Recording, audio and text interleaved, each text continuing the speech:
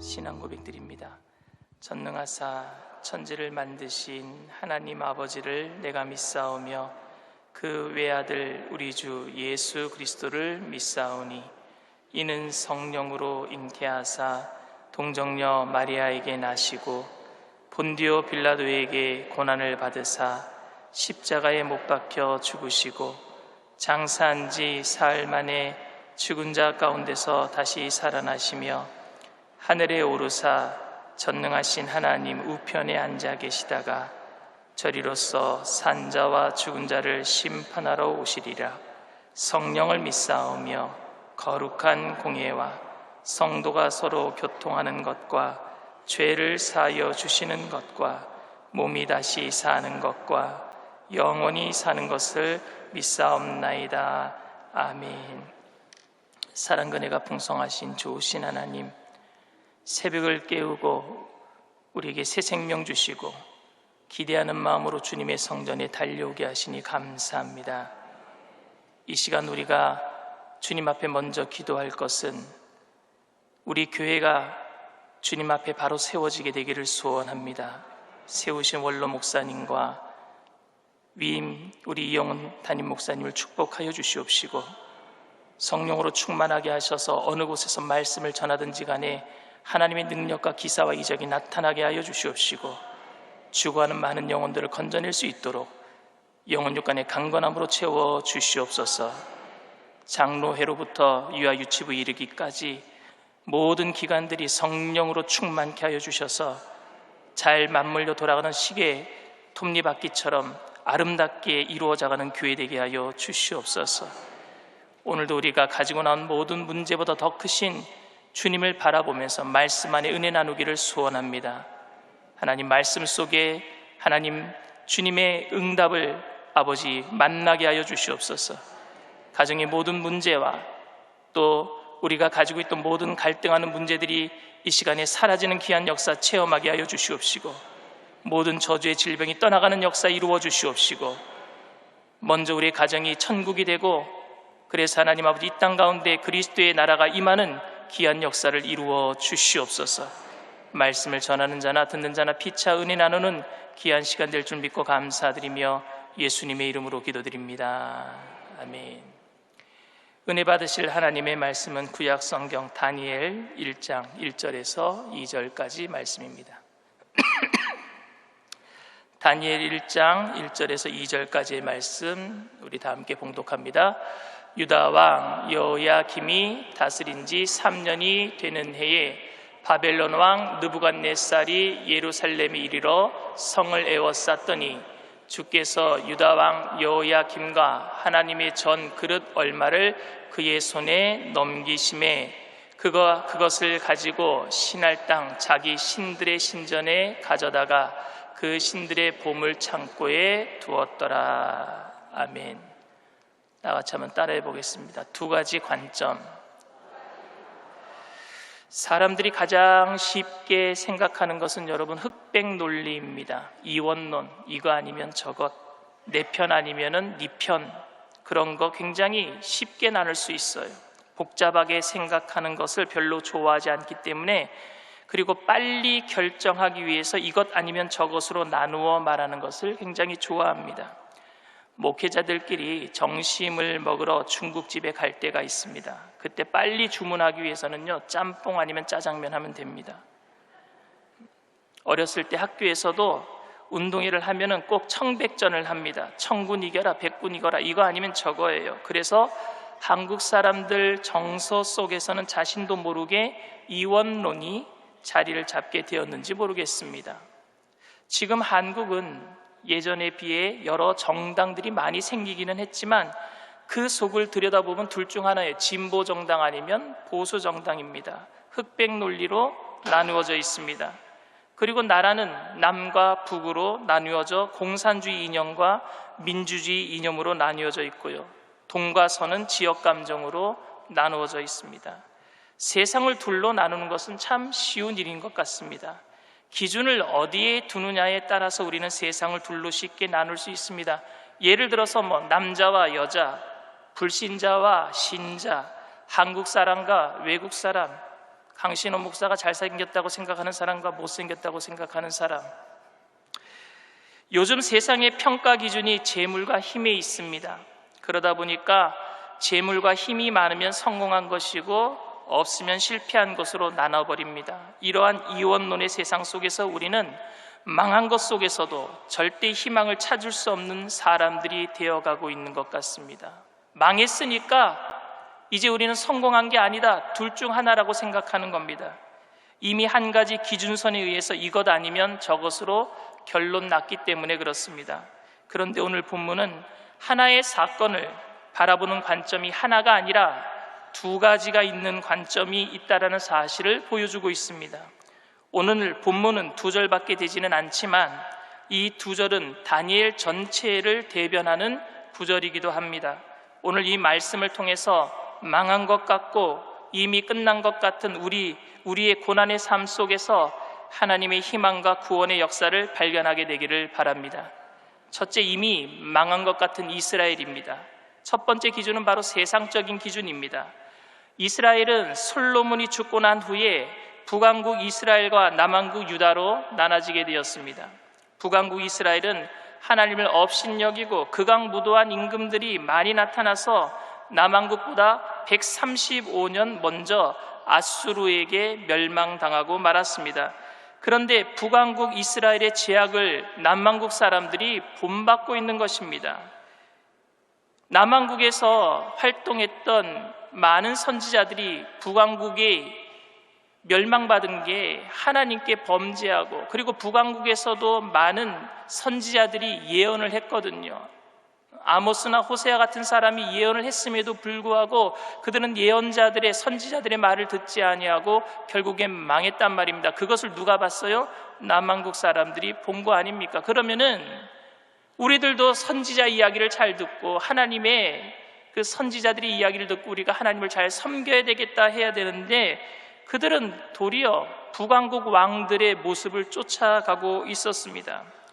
그때 당시에 남왕국에서 선지자로 활동했던 사람이 예레미야입니다. 예레미야는 남왕국의 멸망을 예언했습니다. 왜? 북왕국을 따라가고 있으니까, 우상을 섬기고 있으니까. 그리고 그 예언대로 오늘 본문 말씀처럼 바벨론의 느부갓네살이 남유다를 멸망시키기 위해서 수도였던 예루살렘을 포위하는 장면이 오늘 말씀입니다. 1절 말씀 다시 한번 봅니다.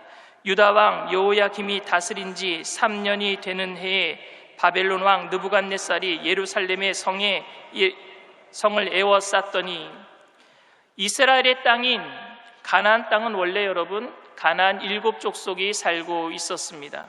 그래서 이스라엘이 그 땅을 차지하는 것은 쉬운 일은 아니었습니다. 그러나 하나님의 도우심으로 가나안을 차지했을 때에 북쪽에는 아수르라고 하는 세계 최강대국이 있었고요, 그리고 남쪽에는 전통적인 강호였던 애굽이라고 하는 나라가 있었습니다. 그래서 이스라엘은 늘 강대국의 위협을 받았고, 내부적으로는 가나안 7족속의 잔재들이 남아 있었기 때문에 그런 위협이 계속 도사리고 있었습니다. 이러한 위협 속에서도 그들이 하나님을 의지할 때에는 그 가나안 땅이 젖과 꿀이 흐르는 축복의 땅이 되었지만, 하나님을 의지하지 않고 강대국을 의지할 때는 늘 전쟁과 기근에 시달리게 되었던 것입니다. 하나님께서는 이스라엘이 하나님만 의지하도록 환경 속에 잠금장치를 만들어 놓으신 것입니다. 사도 바울에게 사단의 가시가 있었던 것처럼 이스라엘에게도 북쪽으로는 아수르, 남쪽으로는 애굽, 그리고 그 가나안 땅 안에는 7족속의 잔재를 통해서 오직 하나님만 의지하도록 만들어 놓으신 줄 믿습니다. 그런데 오늘 본문의 역사적 배경을 보면 남유다 왕국이 하나님을 잘 섬길 때 망하게 된 계기가 시작된 것을 알 수가 있습니다. 왜 하나님을 잘 섬기고 있을 때 망하게 되는 계기가 시작됐는지 저는 아직 잘 모르겠습니다. 여호야김의 아버지인 요시야 왕은 성전을 수리하다가 율법서를 발견하고 종교개혁을 일으켜 율법의 회복, 유월절 제사의 회복, 이방 예배를 척결하면서 이스라엘의 태평성대를 가져온 왕입니다. 그런데 그가 애굽의 전쟁에 나갔다가 그만 전사하고 말았어요. 죽고 말았습니다. 요시야 왕을 죽인 애굽 왕은 예루살렘으로 진격하여 요시아의 둘째 아들인 여호아하스를요 이스라엘의 왕으로 세웁니다. 첫째 아들 여호야김이 있음에도 불구하고 둘째 아들인 여호아하스를 왕으로 세운 거예요. 그리고 3개월 있다가 애굽 왕이 또다시 와서 여호아하스를 폐위하고 첫째 아들 여호야김을 왕으로 만들어 줍니다.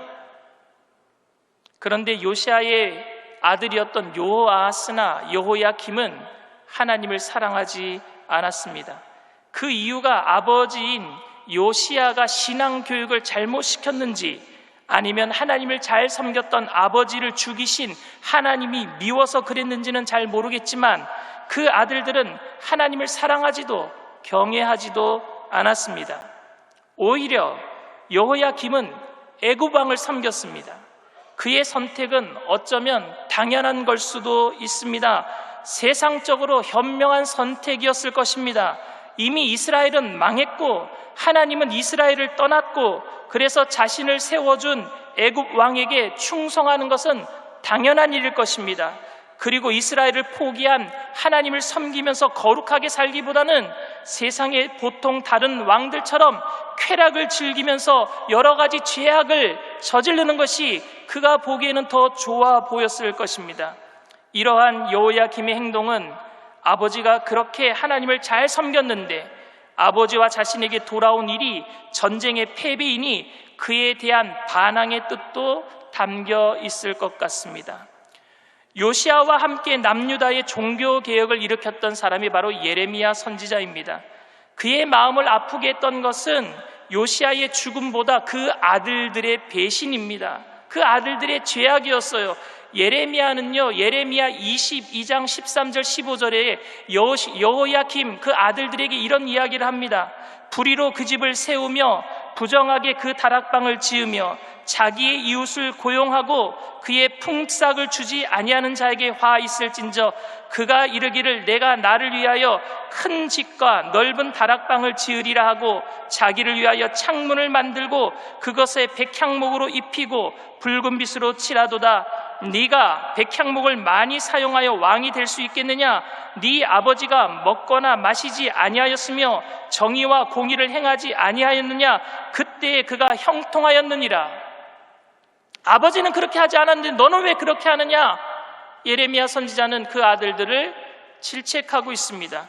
그러나 여호야김은 아버지를 죽인 하나님을 믿는 것보다 자신을 왕으로 세워준 애굽 왕을 섬기는 것이 당연한 것이니 눈에 보이는 애굽 왕이 무섭기 때문에 아마 그 말에 더 복종하는 것을 선택했을 것입니다. 보통 이러한 상황이라면 선지자들은 회개하라, 야훼께로 돌아와라, 오직 하나님만 의지하라 라는 선포를 하는데 예레미야가 이스라엘에게 던진 메시지는 전혀 차원이 틀린 메시지였습니다. 그것은 바로 바벨론에게 항복하라는 메시지였어요. 지금 이스라엘을 통치하고 있는 애굽에게 항복하는 것도 아니고 지금 세계에서 최강대국인 아수르한테 항복하라는 것도 아니고 지금 지중해의 신흥 세력으로 떠오르고 있는 바벨론에게 항복하라는 말은 무슨 말입니까? 이스라엘의 모든 백성들은요 예레미야의 말을 듣고 분노했습니다. 여러분, 예레미야를 눈물의 선지자라 그래요. 왜냐하면 설교 한편하고 도망자가 되었어요. 바벨론에게 항복하라는 그 설교 한편하고 많은 사람들이 예레미야를 죽이려고 돌을 던졌어요. 그렇게 백성들에게 쫓겨다니고 그리고 나서 3년이 흘렀습니다. 그 3년이 지났는데 바로 오늘 본문에 이르게 된 것입니다. 여호야김과 이스라엘 백성들은 설마 했는데 예레미야 선지자의 예언이 현실이 되고 만 것입니다. 이제 사람들은 애굽의 신에게도 하나님이 패했는데 그것도 모자라서 바벨론의 신에게 패하는 것으로 생각했고 이제 완전한 절망, 그 망한 것 앞에 서게 된 것입니다. 아무리 경고해도 아무리 권고해도 그날이 임하기까지 여호야김 왕과 이스라엘 백성들은 그 경고를, 예레미야 경고를 받아들이지 못하고 조금이라도 더 현재 일에 안일한 생활을 만끽하고 있었습니다. 그러다가 갑자기 그 멸망의 날이 임하게 되었을 때 속수무책으로 당하게 된 것입니다. 바로 이 이스라엘의 모습이 오늘 우리들의 모습입니다. 우리의 현실이 그렇습니다. 우리의 부족함과 약함을 아는데 다 하나님께 맡기고 순종해야 하는데 알면서도 나를 세운 애굽 왕, 눈에 보이는 힘, 그 재력에 기댈 수밖에 없는 것이 우리의 문제입니다. 사업장이 풍지박산나고 집이 은행빛에 날아가게 생겼는데 지금 하나님을 의지하고 그 말씀에 순종한다는 것이 얼마나 어려운 일입니까? 지금 죽음 앞에 직면해 있는 사랑하는 가족 앞에서 병원에 데려가지 못할 망정 하나님을 의지한다는 것이 얼마나 어려운지요. 그날이 우리에게 다가오고 있는데 아직은 괜찮은 것 같고 그래서 조금 더 버텨보면 무슨 수가 생기겠지라고 위로하면서 기다려 보았는데 결국 우리는 절망 앞에 서고 맙니다. 바벨론이 예루살렘 성을 포위한 것처럼 우리는 이런 위협 앞에 벌거벗고 설 수밖에 없습니다. 아무리 생각해봐도 속수무책이고 맞설 수 없고 풀려날 길도 없습니다. 이런 절망적인 상황이 반복적으로 일어나는 것을 보여주는 것이 바로 오늘 다니엘서입니다. 사자굴에 던져진 다니엘이 그랬고요. 풀무불에 던져진 세 친구가 그랬고요. 강제로 창씨 계명을 당하고 이방 풍속을 따르지 않고 채식을 했던 4명의 어린 청년들이 그랬습니다. 그런 위협과 절망적인 상황에서 그들에게 필요했던 것은 신앙의 비장한 각오였었습니다. 오늘 교회는 이런 위기에 처해 있습니다. 성도 개인적으로도 이런 위기에 처한 분들이 많은 것 같습니다. 바벨론에 의해서 포위된 예루살렘의 상황이 지금 우리들의 상황입니다. 지금 당장 바벨론의 군사처럼 우리를 포위하는 세력이 없다고 할지라도 우리는 내일 일을 모르기 때문에 불안함으로 살아가고 있습니다. 누구나 다 그런 위협 속에 살고 있으며 그런 위협을 느끼고 살아가고 있습니다. 그러나 우리는 그런 위협 앞에 아무것도 할 수 없는 속수무책의 연약함과 부족함을 가지고 있어요. 이게 세상적인 기준, 바로 망한 겁니다. 근데 두 번째 기준이 있습니다. 망한 것이 아닌 이스라엘입니다. 두 번째 관점은 신앙적인 관점입니다. 2절 말씀입니다. 주께서 유다 왕 여호야김과 하나님의 전 그릇을 그의 손에 넘기심에 그가 그것을 가지고 신할 땅 자기 신들의 신전에 가져다가 그 신들의 보물 창고에 두었더라. 여러분, 역사의 주인은 바벨론 왕이 아니라 하나님이신 줄 믿습니다. 여기 보면 야훼께서 넘기심에 그랬어요. 바벨론 왕이 빼앗아간 게 아니라 누가 넘기셨다고요? 하나님께서 넘겨주신 거예요. 이 구절은 왜 이런 고난을 주셨습니까? 라고 묻기 이전에 이 모든 일이 하나님이 모르시는 가운데 일어난 일이 아니라 하나님의 주권 가운데 일어나고 있다라는 사실을 알려주고 있습니다. 온갖 수모를 당하지만 사자굴에서도 살아나고 풀무불에서도 살아나고 채식만을 했지만 우상에게 바쳤던 고기를 먹었던 청년들보다 더욱 건강했던 것은 바로 주님의 주권을 인정하고 하나님을 의지했던 사람들이 맛보았던 그런 축복인 줄 믿습니다. 느부갓네살은 예루살렘의 보물이 귀하기 때문에, 예루살렘 성전의 그릇들이 보기 좋았기 때문에 가져간 것이 아닙니다.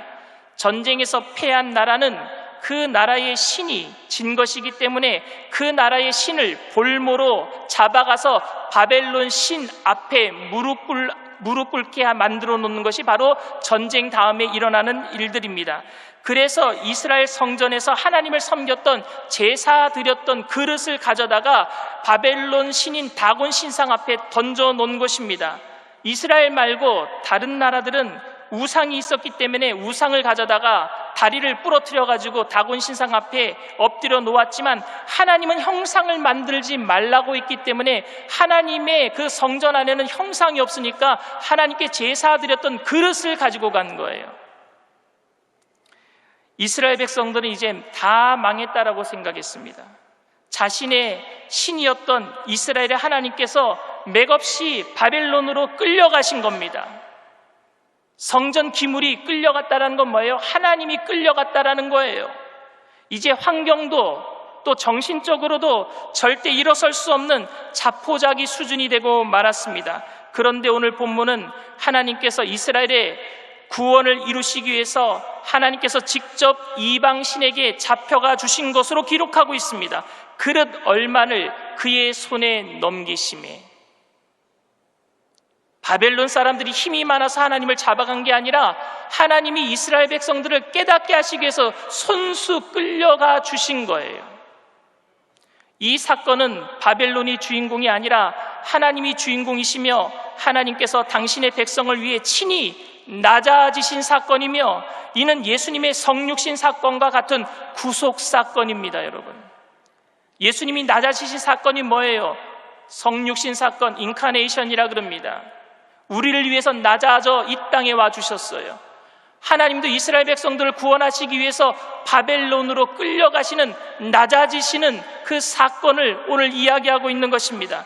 그렇기 때문에 우리는 하나님의 섭리 안에서 다시 일어나야 될 줄 믿습니다. 다니엘과 사드락과 메삭과 아벳느고가 절망의 상황 속에서 믿음을 지키고 이길 수 있었던 이유가 바로 여기에 있어요. 하나님이 우리와 함께 낮아지셨다.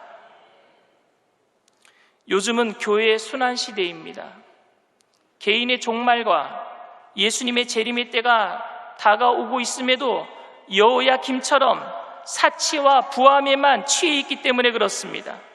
현상적으로 보아도 교회를 떠나는 사람들이 많고 교회의 문을 닫는 곳도 많아졌습니다. 불신자들이 전도되고 변화되어 성장하는 교회가 거의 없습니다. 교회를 욕하는 사람들이 늘어나고 상종하지 못할 사람들 속에 기독교인을 집어넣기도 합니다. 이것은 분명 우리가 잘못했기 때문입니다. 그래서 하나님께서는 이스라엘을 바벨론에게 넘겨주듯이 교회를 세상에게 욕먹도록 넘겨주신 것 같습니다.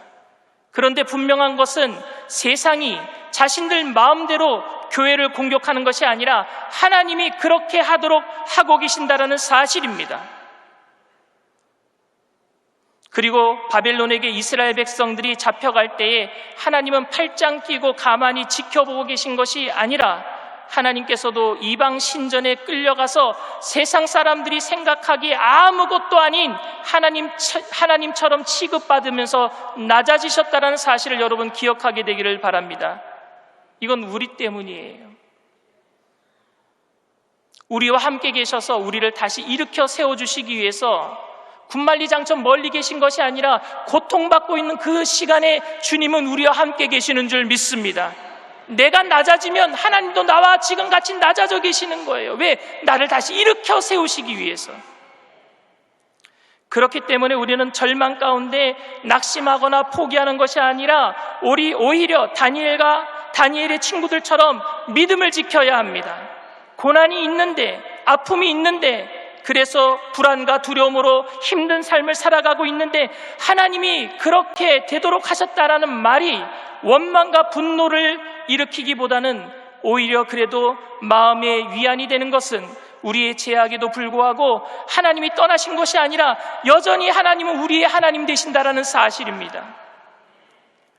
우리의 완악함과 패역함으로 인해 우리가 도저히 감당할 수 없는 삶의 무게 앞에 절망하고 있을 때 하나님은 나는 이제 너를 포기해야 될 것 같아. 너희 죄악이 이제는 너무너무 지긋지긋해. 난 너희가 싫어졌어 라고 말씀하시지 않으십니다. 내가 잠시 얼마 동안 저들에게 너희들을 넘긴다.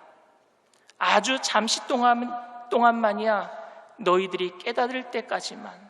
그리고 나도 너와 함께 낮아질 거야 라고 말씀하시는 줄 믿습니다. 그래서 사도 바울은 고린도후서 4장 8절에 이렇게 얘기를 합니다. 우리가 사방으로 우겨쌈을 당하여도 쌓이지 아니하며 답답한 일을 당하여도 낙심하지 아니하며 박해를 받아도 버림받지 아니하며 거꾸로 트림을 당하여도 망하지 아니하고. 아멘. 그 낮아진 곳에 하나님이 나와 함께 계시기 때문에 그렇습니다. 세상 사람들이 힘이 많아서 나를 거꾸로 틀리고 하나님을 낮아지게 한 것이 아니라 하나님이 그렇게 허락하신 거예요. 하나님은 절대 여러분들을 버리시지 않으십니다. 그러니 우리는 지금 다니엘과 그의 친구들처럼 믿음으로 서야 할 때입니다. 요시야처럼 의롭게 살다가 온 고난이든 여호야김처럼 죄악으로 살다가 온 고난이든 우리에게 다가온 고난 속에 하나님의 섭리가 있다라는 사실을 잊지 말게 되기를 바랍니다. 하나님께서 우리를 고난에 넘기셨다라는 말이 조금은 섭섭하게 들리지만 그래도 나를 버리신 것이 아니라 정금처럼 순수한 신앙을 만들기 위해 단련시키시기 위해서 그렇게 하셨다라는 사실을 믿으시길 바랍니다. 그리고 고난의 시기에 믿음 지켜 승리하는 저와 여러분들이 다 되시기를 주님의 이름으로 축원을 드립니다. 기도하십니다. 사랑과 은혜가 풍성하신 좋으신 하나님 아버지, 한국교회가 지금 고난을 당하고 있습니다. 한국 교인들 개인적으로도 고난을 당하고 있습니다. 이 고난은 세상의 힘이 세기 때문에 우리에게 다가온 고난이 아니라 하나님께서 우리를 잠시 동안 저들에게 넘겨주신 사실을 알게 하여 주셔서 하나님의 섭리 가운데 우리를 일으키시겠다는 하나님의 그 능력의 말씀을 부여잡고 주님과 함께 다시 한번 일어서는 귀한 시간 될 수 있도록 고난 당하는 가운데 기뻐하며 주님을 찾으며 찬양하며 예배드리며 더욱더 주님께 감사하는 절대 긍정, 절대 감사의 믿음으로 나아가게 하여 주시옵소서. 하나님, 그래서 다시 한번 하나님 아버지 이 한국 땅에 부흥의 계절이 오게 하여 주시옵소서. 교회들마다 마귀를 발등상 삼고 일어서게 하여 주시옵소서. 예수님의 재림의 때에 모든 교회들이 성령 충만함으로 하나님 아버지 슬기로운 다섯 처녀처럼 주님을 맞이하는 귀한 역사 이루어 주시옵소서. 오늘도 기쁘고 감사한 마음으로 주님 앞에 정성껏 귀한 예물 드린 손길들마다 하나님께서 복의 복을 더하시고 지경이 넓어지게 하여 주시옵시고, 하나님, 물질이 우리의 마음을 주장한 것이 아니라 하나님을 향한 마음으로 하나님 아버지 그 물질을 잘 이용할 수 있도록 복의 근원 다 되게 만들어 주시옵소서. 감사드리며 예수님의 이름으로 기도드리옵나이다. 아멘. 하늘에 계신 우리 아버지여, 이름이 거룩히 여김을 받으시오며 나라가 임하시오며 뜻이 하늘에서 이루어진 것 같이 땅에서도 이루어지리이다. 오늘 우리에게 일용할 양식을 주시옵고 우리가 우리에게 죄 지은 자를 사하여 준 것 같이 우리 죄를 사하여 주시옵고 우리를 시험에 들게 하지 마시옵고 다만 악에서 구하시옵소서. 나라와 권세와 영광이 아버지께 영원히 있사옵나이다. 아멘. 할렐루야. 주님께 영광의 박수 돌립니다. 이 시간 기도하실 때 나라와 민족을 위해서 기도하시고 특별히 우리 교회가 고난 가운데 주님을 의지하면서 다시 한번 일어서고 이 땅 가운데 모든 반목과 질시와 갈등이 다 사라지고 성령 안에서 하나 되는 역사 이루어 주셔서 마지막 때 선교하는 나라로서 쓰임받는 귀한 축복의 국가 될 수 있도록 주님께 기도하시길 바랍니다. 먼저 그 나라와 그 의를 구할 때 주님께서 여러분들의 모든 문제를 해결해 주실 줄 믿습니다. 성령 충만을 위해서 기도합니다. 우리 주님 삼창하고 통성으로 다 같이 기도합니다. 주여, 주여, 주여. 사랑과 은혜가 풍성하신 좋으신 하나님 아버지, 주님의 은혜를 감사합니다. 오늘도 우리가 고난 가운데 어려움 가운데 있지만 주님을 더욱더 찾습니다.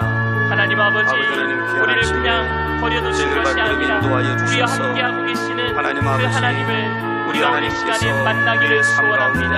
하나님의 섭리 가운데 우리의 모든 삶이 이루어지고 있음을 고백합니다. 주님 오늘 시간에 역사하여 주시옵소서. 아버지 하나님, 우리와 동행하심을 감사합니다. 환영하고 인정하고 모셔도 의지하오니 바람같이 주님 앞에 나아가오니 하나님 아버지 붙들어주시고 하나님 아버지 인도하여 우리의 마음에 주시옵소서. 두려움과 염려가 떠나가게 하시고 하나님 아버지 주님의 우리의 은혜를 삶과 또 우리의 아버지 귀한 모든 말씀 아버지 하나님 통하여 터전 풀고 위에 나아갑니다. 주님 은혜가 하나님 넘쳐나게 우리가 하시옵소서. 붙들고 주님이 있는 아버지 우리와 함께 하나님 그 계십니다. 바벨론과 같은 임마누엘 의시하던 되신 모든 하나님이 것 잠시 이제 동안 십자가 앞에 내려놓고 하나님 우리를 의지하게 세상에 하시고 넘긴 것 같지만 주님께서 결국에 우리를 우리의 일으키시고 삶의 우리의 모든 주관자이시며 삶을 아버지 하나님 우리 책임져 주시는 가정에 좋으신 또 하나님이심을 아버지 하나님 나라 바라보게 하여 민족의 주관자이심을 주시옵소서. 하나님 앞에 고백하게 하여 주시고 사드락과 우리 하나님 의지하여 메삭과 주님 앞에 나아갈 수 아벤노고처럼 있도록 우리 하나님 하나님 다니엘처럼 인도하여 주시옵소서.